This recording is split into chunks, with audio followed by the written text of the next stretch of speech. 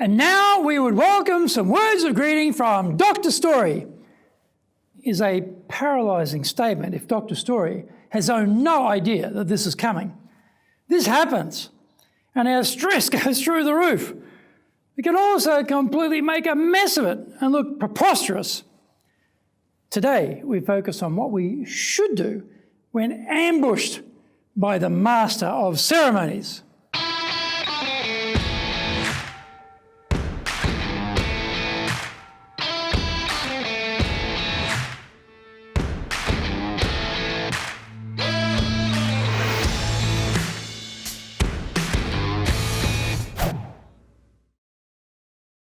Welcome back to year 4 of the Cutting Edge Japan Business Show, which we release every Monday.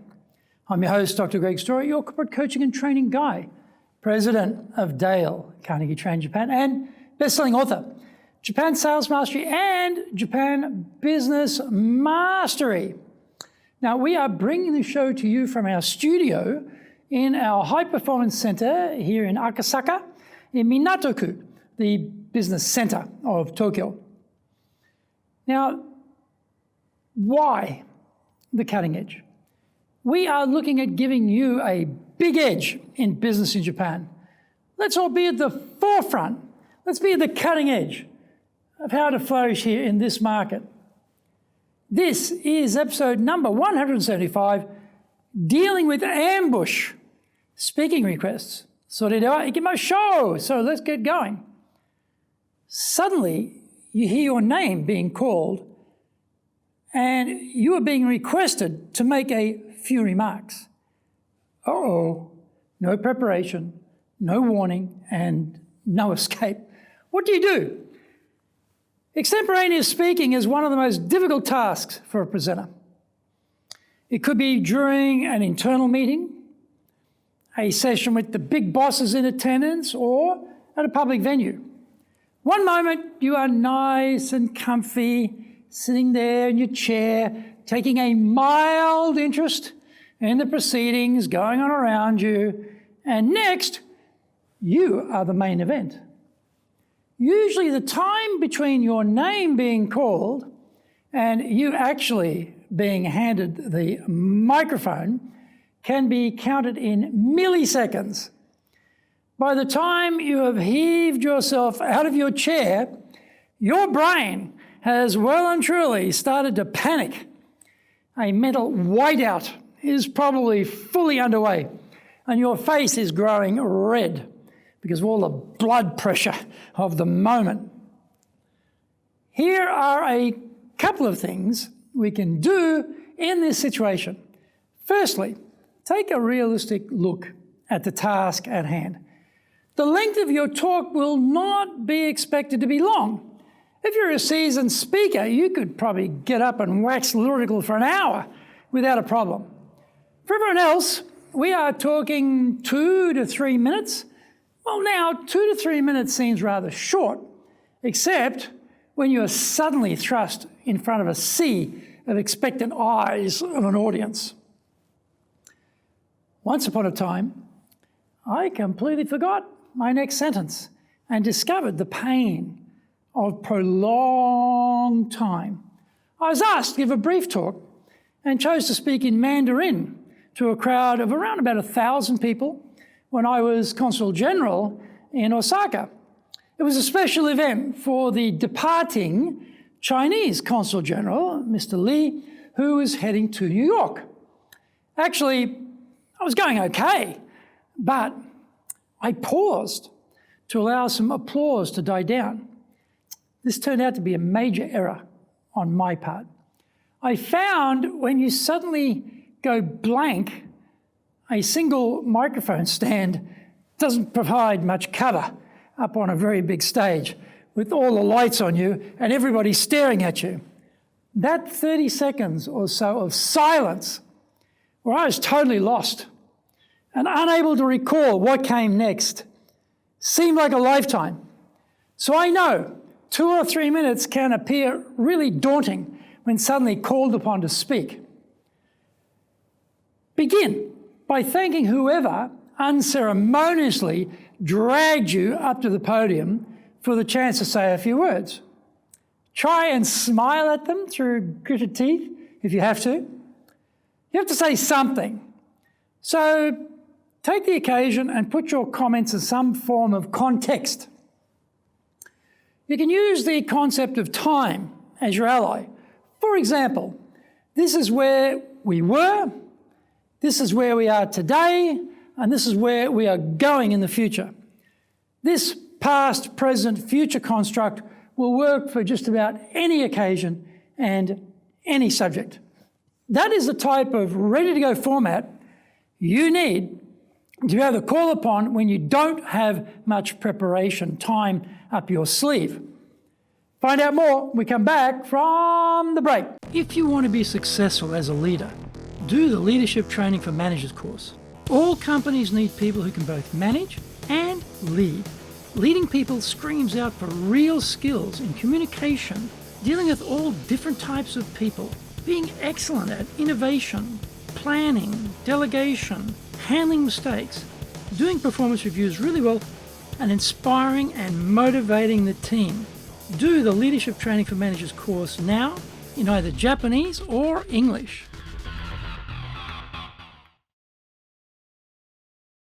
Are you doing business with Japan? Do you really know how things work? Japan Business Mastery provides the answers. Do you have the right networks and know how to create them? Do you know how to get on the same wavelength with Japanese buyers? Do you know what being trustworthy looks like from the Japanese perspective? Japan Business Mastery is based on more than 30 years' experience in Japan and will become your go-to guide. Want to succeed in Japan? Buy Japan Business Mastery now. Welcome back. Another good construct is macro and micro. Talk about the big picture issues related to the occasion, then talk about some of the micro issues. This is useful for putting the event into a frame you can speak about easily. There's always a big and small picture related to any topic. Again, this construct travels easily across occasions and events. We can use the weather, the location, the season, or the time of the day as a theme. We can put this event into any of those contexts rather easily. Remember, it doesn't have to be a long presentation. We can talk about people that everyone would know who are related to the event. They might be present or absent. We can make a few positive remarks about our host. Then we can thank everyone for their attention, wish them our best, and get off the stage.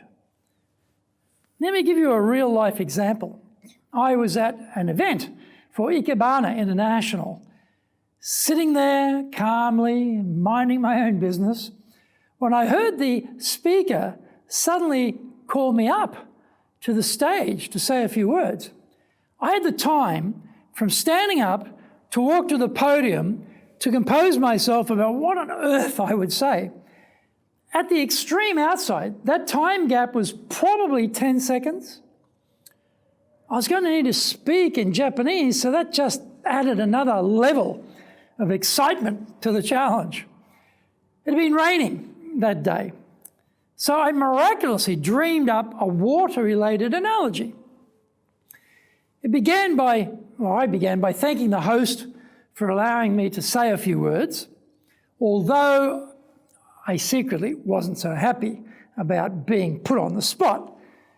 I mentioned that the stems of the Australian cut flowers that were being exhibited that day contained water and soil from Australia, as they had just arrived that morning by air.